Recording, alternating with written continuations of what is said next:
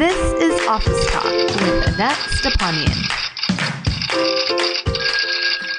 Hey guys, Annette here, and I am really excited about today's interview. And I know I say that about all of my interviews, but I promise I am excited about today's interview because I am talking to Amber Housley. If you don't know her, she is the founder of the Inspired Retreat, as well as the designer behind the Joyful Garden Planner. But she is much more than that. As you will find out, she does a ton. She also has a full-time job working as the marketing director for Lara Casey Media and Southern Weddings. So she has tons and tons of experience in the real world regarding marketing. So in this episode, we are diving deep. We are digging into that beautiful brain of hers and talking all about marketing and what we can do as business owners to help get our stories and our message across to better resonate with our customers and clients.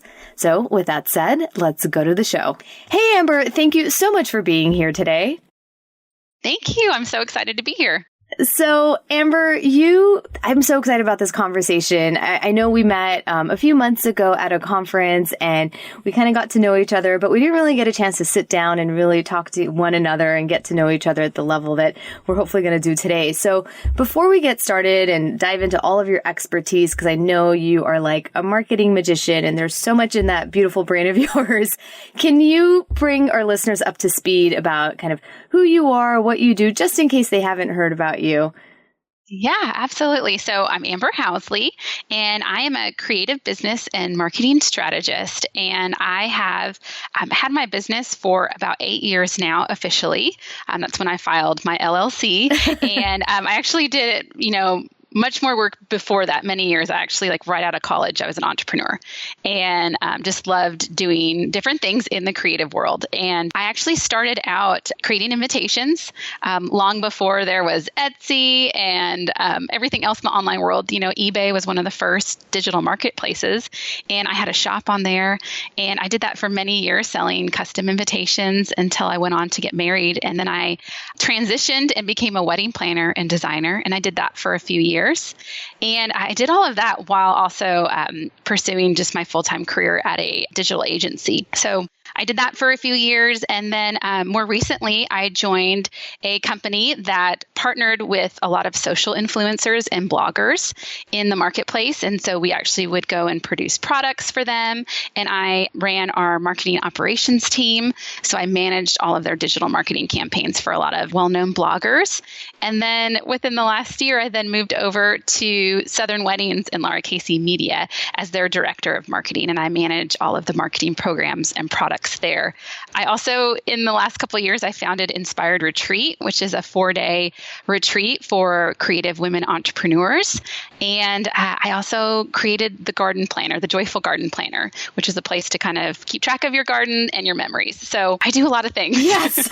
And you have kids and a family. Yes, I have 2 little, yes, all of that. I know. I can't believe I said that. I think that's the most concise story I've ever said. I think I did that in just under a minute there. I felt like, and then. I know it's so long, but I think I have to explain that because I want, people to relate that I feel like I've worn every hat that a lot of solo entrepreneurs, have worn or are wearing right now. So, I've been there before babies. I've had business after babies, 1 and 2, had, full-time career, still, work on as a full-time team member. So I've been there. I've been through all the different chapters and seasons and lessons in these last 8 years. Yeah. And I mean, like, props to you, girl. Props to you. We just got 2 puppies and I'm like, I can't handle this. This is too much. Like they need to be walked and fed and all that stuff. So I don't know how you do it, but you get it done and you do it really well. And so let's go back. I mean, okay, so marketing is clearly a thing for you. Clearly you're drawn to it. Was this something you studied in college or was it just something you kind of naturally fell into? I actually studied communication. So my degree was more very broad and actually included a lot of speaking, which is something I enjoy doing now too, because I love teaching. I love learning and I love teaching. So, but I did intern at advertising agencies when I was in college. So I knew that that's where I wanted to go after college. And that's what I've done. And I think I've been part of a really great time period. I mean, anyone who's in the millennial generation is, but it was really fascinating when I got out of college because the marketing, way you deliver messaging has changed dramatically with the growth of the internet and just the digital world and all of the different platforms over the last 15 years that, after I graduated, it's been crazy. And I've been able to witness all of it. Yeah, you took the words right out of my mouth, because I think we probably went to college around the same time. And I always joke, we didn't have Facebook in college.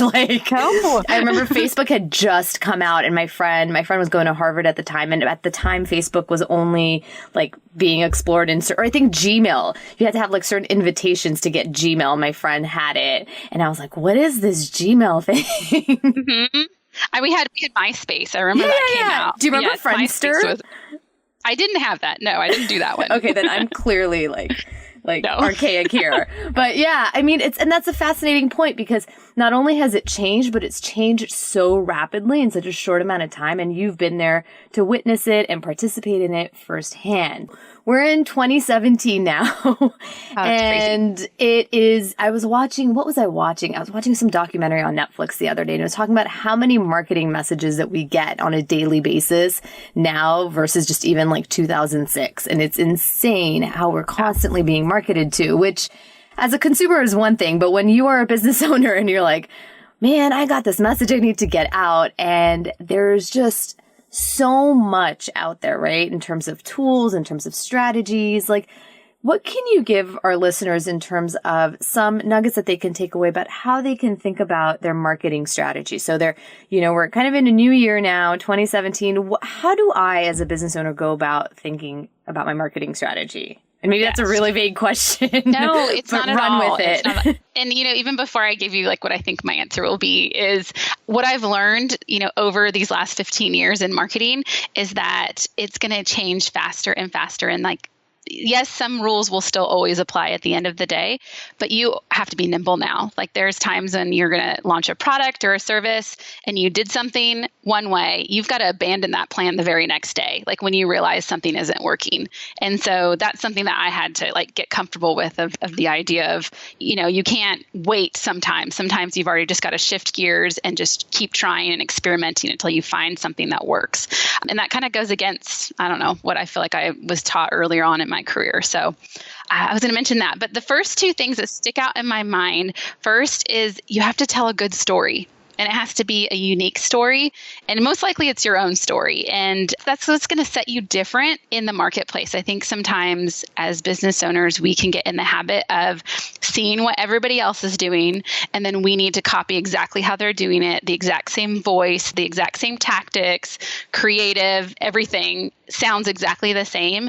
And then suddenly you're not going to stand out in the marketplace. And I know your storytelling, that just sounds maybe too simple, but all of us have a unique story in how we've, created a product or a service or a business or what our brand is about. And I think we all just need to do a better job of telling that story. So I would say that is number one. And then I have a number two. Yeah, do your number two and then we'll unpack it. Okay.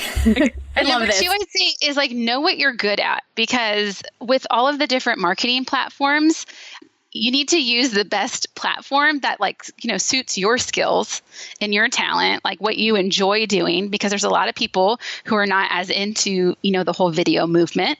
They are, kind of have anxiety around doing anything live, or they don't like the idea of all of the work that may go into taping anything, or, maybe they're a writer or whatnot. Just know what you're best at, because that's going to make it easier for you to go and deliver on those results. So it's not going to be so painful or take as much time. So those are the two things I'd say. No, I love it. And I love it. But now I have all these thoughts in my head that I want to follow up on.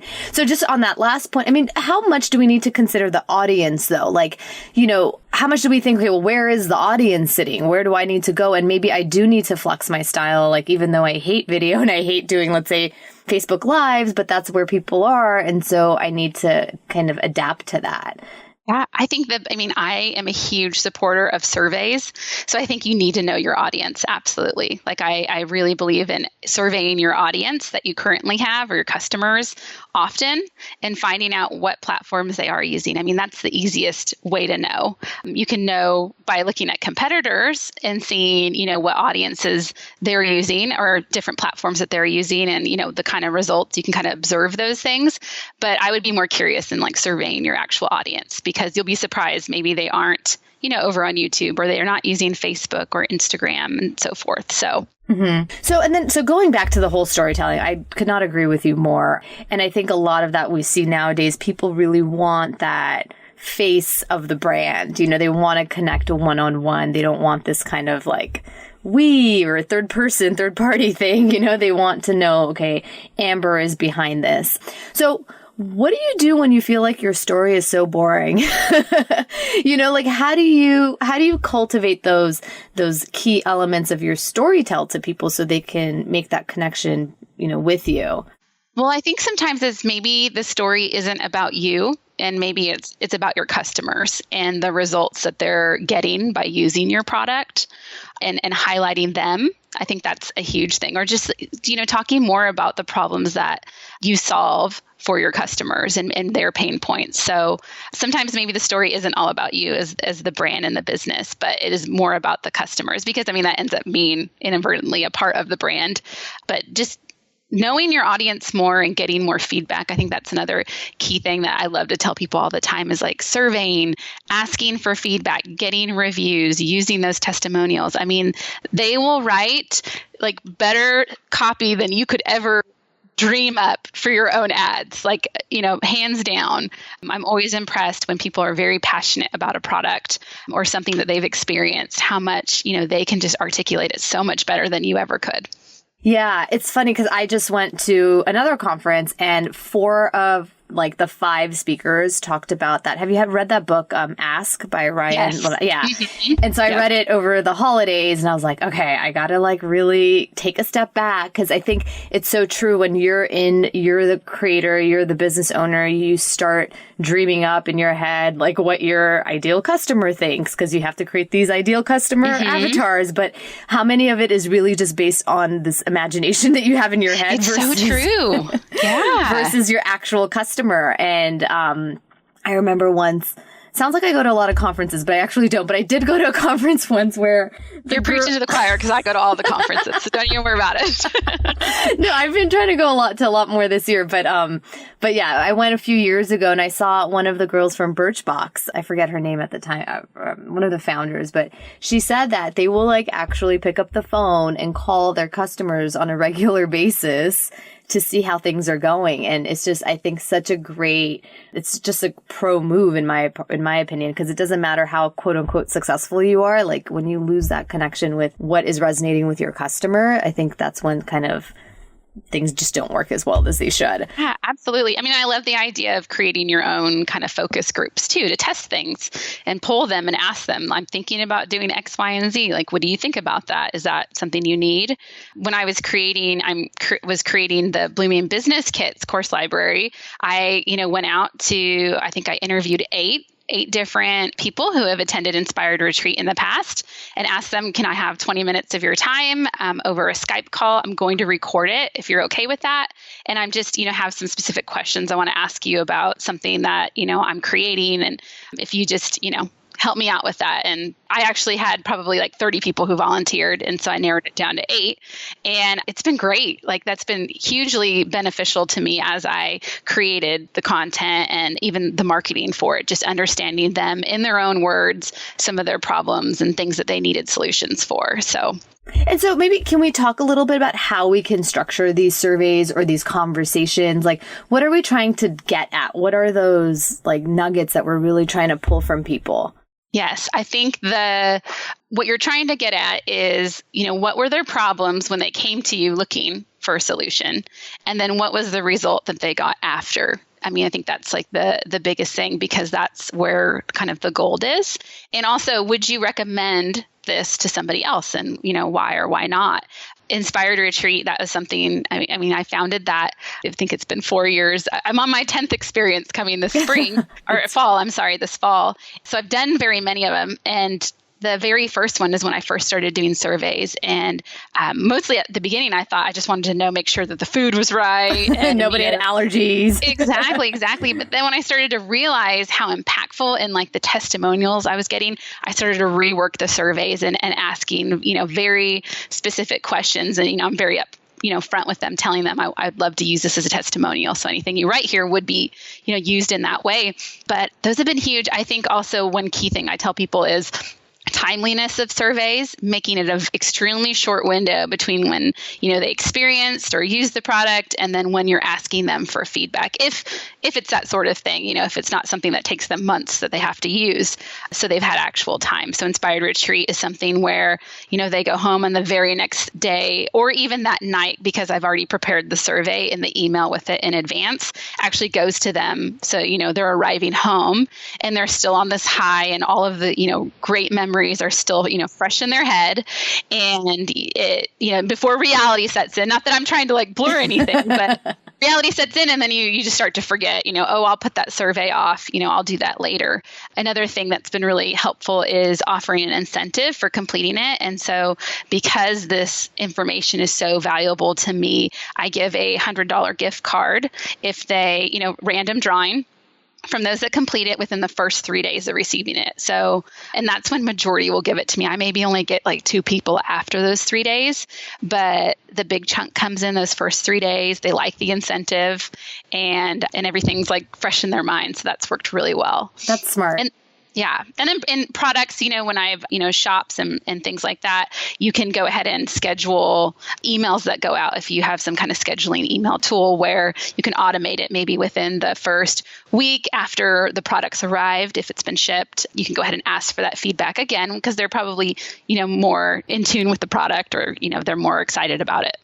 Yeah. No, that's smart. That's on my 2017 list of things to do because I ask for reviews and stuff or feedback, but then I don't have it automated. So let's talk about automation because everybody wants to automate everything nowadays. Yes. Because it's the tools are there, right? We want to do it once. We're all into this quote unquote passive income, which in my opinion, there's no such thing. Okay. So we're talking about marketing. How do we utilize these automation tools, for instance, that we talked about, like the survey or whatever? What do you automate and what don't you automate? Yeah, I would say if you have a business with an online shop that has a lot of, I don't want to call them passive income products, but they are just because you still have to fulfill them or whatever. Those are things you can automate. Those are like shop emails to me. I mean, I think we're kind of used to that now. Like even Amazon asks us when we buy something after a couple of days, sometimes they ask for feedback. Those kind of things I think you can automate. But surveys where you're trying to get better understanding around your audience, like we were talking about how we want to poll our audience and understand what platforms they use or, what's their biggest problem today. A lot of the things that Ryan talks about in that book, Ask, that's something, obviously you wouldn't automate that. That's something maybe you would do once a year. Or I'm contradicting myself because I have so many marketing ideas. The other way you could do that is if you have, on a welcome series where you've maybe automated an email welcome series where you're introducing your brand, you could, put the survey link in there so then you can have ongoing updates just so the people coming in could be filling out that survey for you too. So you can kind of always be up to date on your audience. I mean, that is something you could do. But for myself, as a solopreneur, I have to go and sometimes just focus. So to me, the idea of just doing one big one at, whatever that point is in your year, maybe it's January or maybe it's midway through. I like the idea of doing, one big survey blitz, understanding so then I can take actionable, make actionable plans on those results rather than constantly looking. Because I'm a big data geek and I will just constantly just get sucked in to all of that information and come up with a million more ideas. And that's not helpful. Girl, I know you're going to add to your biography there. And I created this after I did my survey in 2017. Yes. Yeah. Okay, cool. Okay, so let's talk about the data that you said. You're a big data geek. I don't like looking at the data. I mean, I get so overwhelmed because there's so many numbers to look at. I mean, I have general kind of key numbers that I focus on. But what is it that, let's say it's someone like me, right? I'm not a data person, but I got my Google Analytics. I got all that stuff. What are some of the things that I should be looking at on a regular basis to make sure that I'm making progress or to fix potential issues?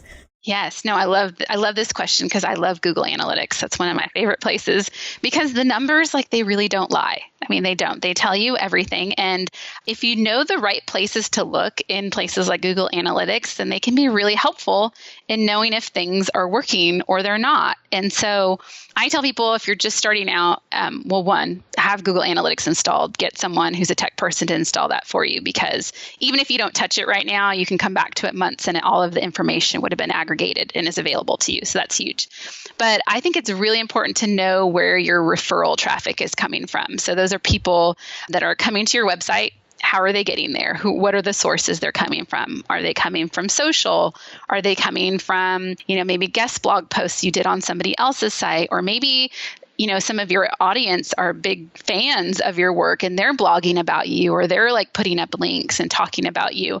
And just knowing where those numbers fall, knowing where those people are coming from can be really helpful to you. Like, a lot of people don't realize the amount of traffic they get from Pinterest. Yes. Yes. Like, they don't even, like, people think Pinterest is like the last thing you do now. It used to be really big, I think. And then now a lot of people, it's an afterthought because they're too consumed with Instagram and like Facebook now. So can I just pause? Don't lose your train of thought. So like, when you do look at numbers like that, because I have that where I'm like, wow, I get a lot of traffic from Pinterest. So like, should I be thinking, oh, let me spend more time on Pinterest? Because I do spend a lot of time on Facebook and Instagram, but I get traffic from there. But like, Pinterest is, look, the rule of the 80-20, right? I spend like no time on Pinterest and it brings like so much traffic. Do I then take that as like hey, maybe I should play with ads there, or? Right. I think it's looking at, so when you click on Pinterest as the source in Google Analytics, it will actually show you the pins that are driving the traffic. So it'll break down, like, say, your top 10, and you can click on them and it'll open a new window, and then you can see which one it is. And you can start to, gain insights from what are people resonating with? Like, is there a specific topic that they've pinned several times over? What is the pin that was pinned? Like, what does it look like visually? The headline, the caption. So you'll start to see a trend. It's usually very obvious on what the people are responding to. So then when you go and create this new content, then you can replicate those same results. So it's not so much just going and just buying some Pinterest ads. No, it's finding out like, what are people pinning? Because that's like, they want to save it or was really helpful to them. Okay. Cool. Sorry, I totally interrupted. No? Did you totally lose your train of thought? I was going to explain that anyway, so that was really helpful. And just knowing that your referral traffic, you can also do some great e-commerce plugins. So if you are selling direct revenue, like directly on your site, you can tie that into Google Analytics so you can see which sources are producing, the most amount of revenue. Like, that's a huge insight that you would want to have and is helpful to you. And it also helps you too, like if you have people that are, fans of your product or your service and they're talking about it, how do you go and find more people just like them to be more ambassadors of your product? That'll be a great way to kind of expand your reach and, acquire new people.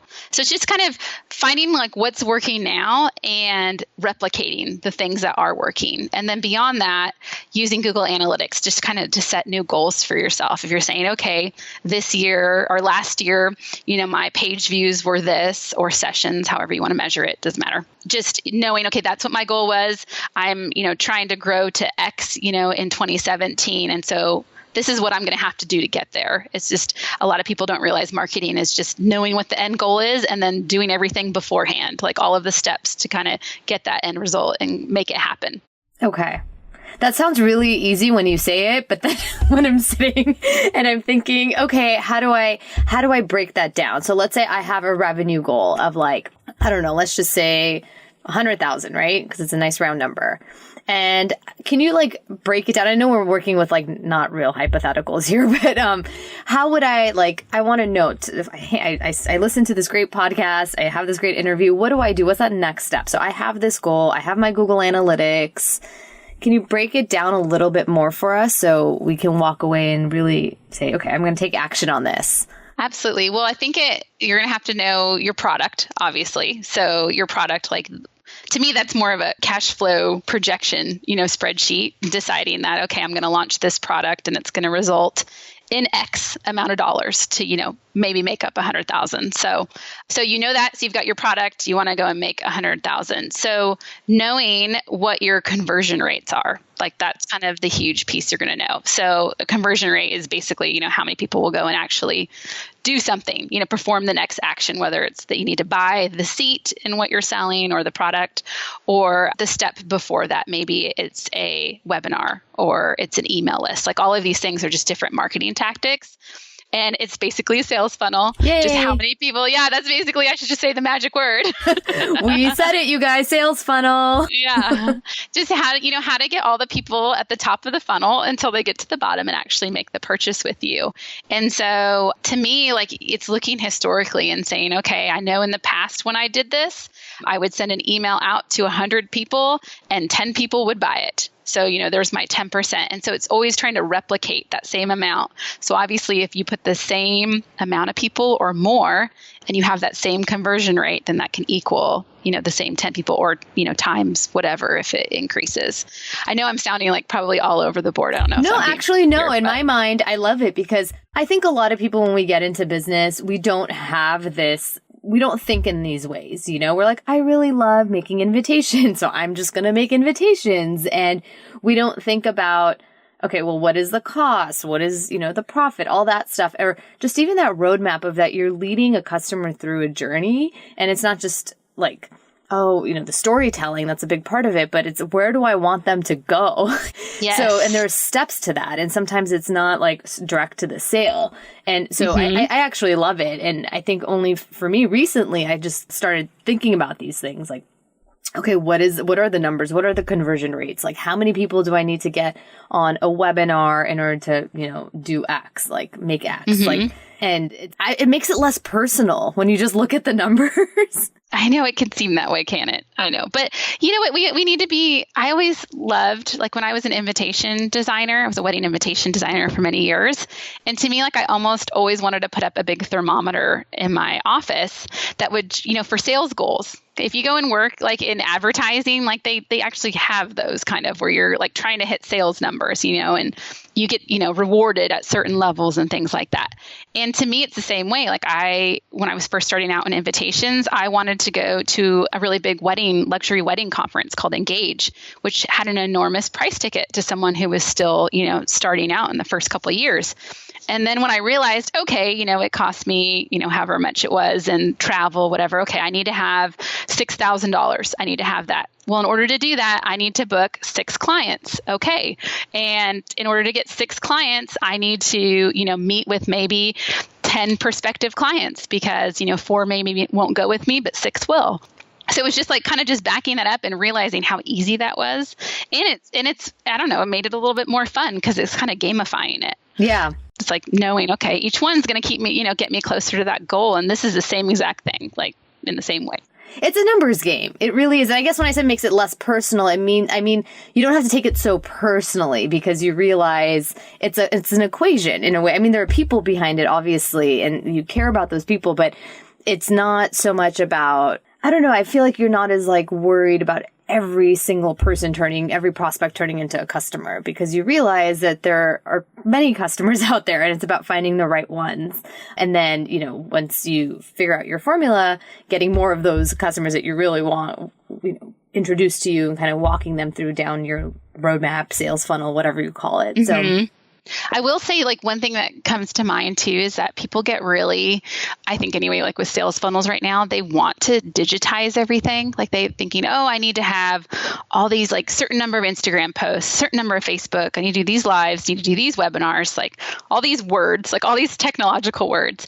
And still like old fashioned relationships are still like will outperform anything. Like when I was a invitation designer, my relationships with my local wedding planners, that's where my best business came from. It wasn't from people just surfing the internet and randomly coming across me or my feature on Style Me Pretty or things like that. It was the real relationships I had with people who trusted me with their clients. And I still think that's relevant today. If you have just like a mostly online business, like what relationships do you have with the marketplace of people who are referring business to you? Like, how are you thanking those people for sending you that business? When I work and coach with clients or consult, there's lots of people I refer out. Oh, you need a website. This person will take care of you. They're in your budget range. Like that's just good old fashioned referrals. And those customers are probably going to be much better than the people that just randomly come across you on the internet. So yeah.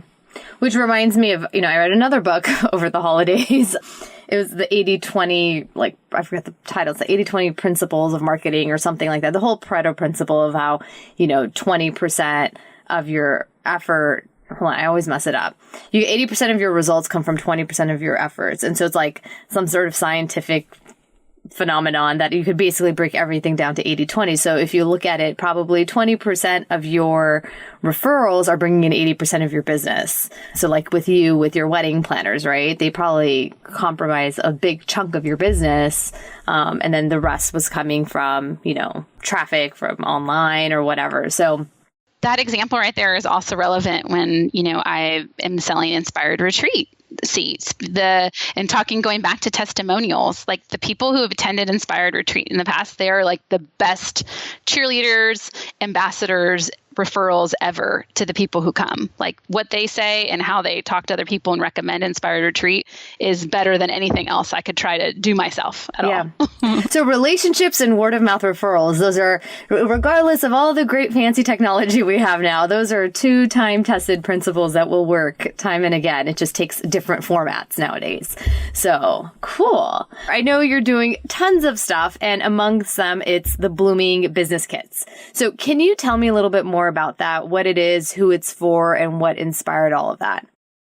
Okay, so Blooming Business Kits is a course library, and it is a series of courses that are kind of honing in on specific marketing skills for your business. And so I created it because it was almost a spinoff of Inspired Retreat.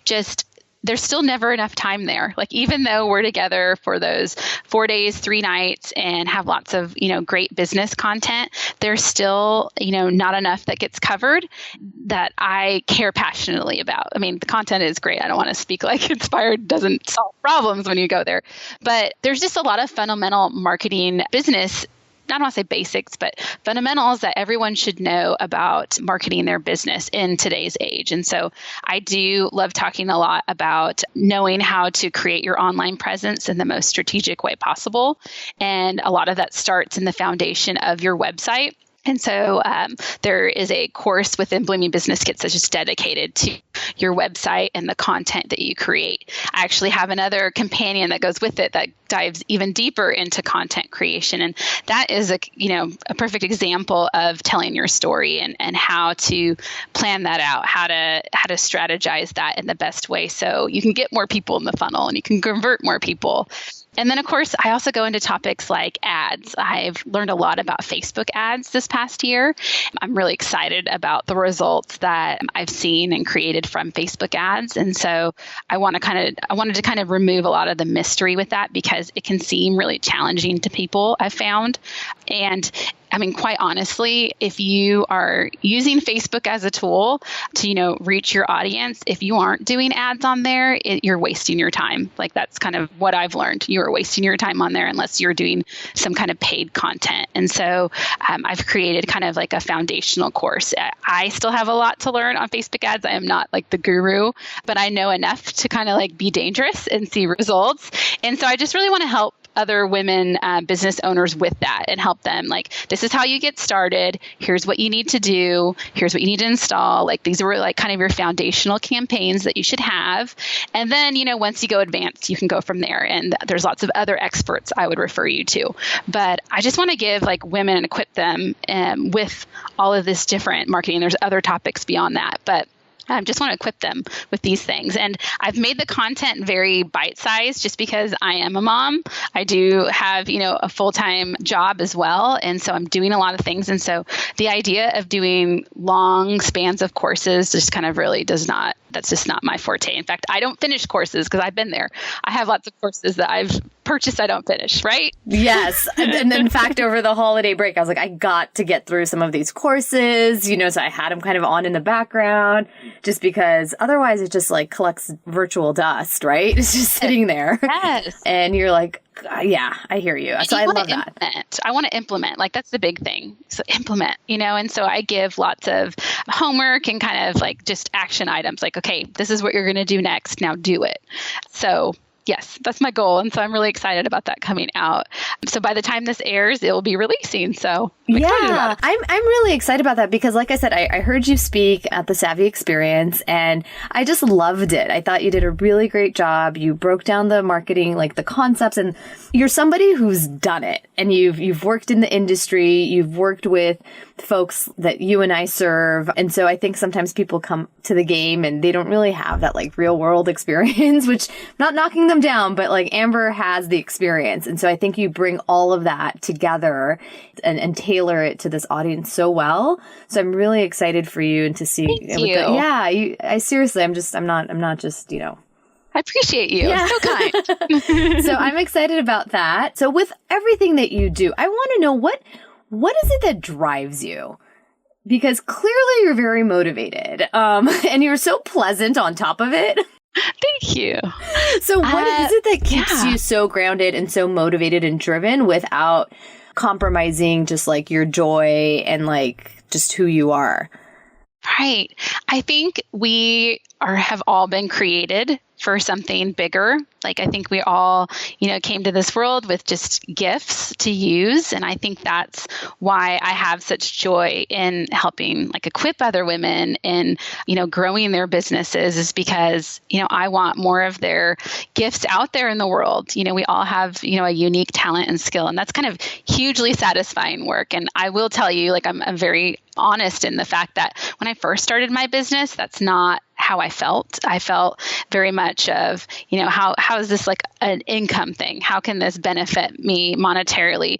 And, made it more about me. And then I realized all of the things I was learning, when I was at the digital agency and, my career beyond that could help, improve my business, could help improve others. And that's why I started Inspired Retreat. And just seeing that, like just seeing results from other people's businesses grow and having like an impact on that. And I think all of us, like all of our businesses impact people in small and big ways. Like we all are serving in our own, respective areas, whether you're invitation designing or you're baking cakes and cupcakes or an Etsy seller, like all of those things, you're helping people in some way. And that's just so neat to be a part of it, to be like a part of a little ripple that goes out into the world. So it's fun. Like this is great work to be doing. Like I'm very lucky. Yeah. And to stop, like you said, to stop taking the focus off of yourself, because I know sometimes as solo entrepreneurs, we're so focused on ourselves because we're doing everything. But when you shift that focus, and I was just thinking this holiday break, like, what if I just fell in love with my customers and my clients? Like I really was, it's kind of like, when you're dating and like you totally have a crush on somebody, what if I just crushed on my customers? Like how would that feel, And I think it feels so much better because it's not about you anymore. It's not about, how many people signed up for the webinar or how many people bought a product. It's like, did I serve these people? Did I help them in some way? And it feels so much better. Yes, I love that. I mean, that's a great thing. I love it. Trademark. No, I'm just kidding. Yes, no. I mean, I'm looking at like my goals list. I'm like, maybe I need to add that because that's like a really good. I had something like fall back in love with my business. That actually was a goal that I had, and it sounds kind of negative in a way, but I removed myself a lot from my business this past year, but, understandably, I took on a new role at Southern Weddings and Lara Casey. I wanted to give it, my full 100 and 200%, which I did. And I was extremely pleased how it came out. But I find like when you are removed from something for a while, like you start to think, oh, maybe that's not needed anymore. You start to have like a lot more doubts and insecurities. But then the minute you dive right back into that work, it's so good, or at least it has been for me. And I realized it's just because I wasn't giving it the time that it deserved. Like I wasn't in love with it. Like I'm feeling that, all the feels right now. So I always tell people that. Yeah, and sometimes you just need a break. It's totally like dating. I'm telling you. Yeah. It's like sometimes it's like it's not you, it's me. I just need some time away. And I think when you put so much pressure on your business to define you and to define who you are, it's eventually there's going to be parts of it that you start resenting or they don't feel good anymore. And so learning that the business is a business. It's not who you are. It's something that you do, that it's a vehicle for you to, maybe serve others or whatever. and not put so much pressure on it to be everything that you are, which I know in our society, or we tend to define ourselves so much by what we do versus who we are as humans. So I'm getting philosophical now, but No, I love it. anyway, my dear, so this has been such a great interview. I wish we could keep talking forever. And I'm so glad we actually got you on the podcast, got to chit chat. But I just wanted to cap off this chat with the question I ask all of my guests, which is the one thing I know for sure is, and I ask you to fill in the blank. Yeah. The one thing I know for sure is that this business journey is always changing, but every, win and every loss or failure is like an opportunity to learn from. And that, there are so many more good things ahead, and everything that you've experienced so far is just, the best, way to equip you for the future. So that's something I've learned. Awesome. Thank you, Amber, for being here. I really appreciate it. So, I want to know, what is the one thing that you took away from my conversation with Amber? What are you going to do now that you've listened to this episode? Are you going to prepare a survey? Are you going to pick up the phone and call some of your ideal clients and figure out what is it that they really are struggling with and how you can better serve them? Or maybe you're actually going to open up your Google Analytics. I know it's probably been a while, and you're going to try and make sense of those hieroglyphics and figure out what's working in your business and what's not. Let's continue this conversation. If you aren't already a member, head on over to our Office Talk Facebook group. You can find the link to join over in the show notes at AnnetteStepani.com/podcast/23. Also in the show notes, you can learn more about Amber, her booming business kits, as well as how you can get in touch with her. Thank you so much for being here, my friend, and I can't wait to talk to you later.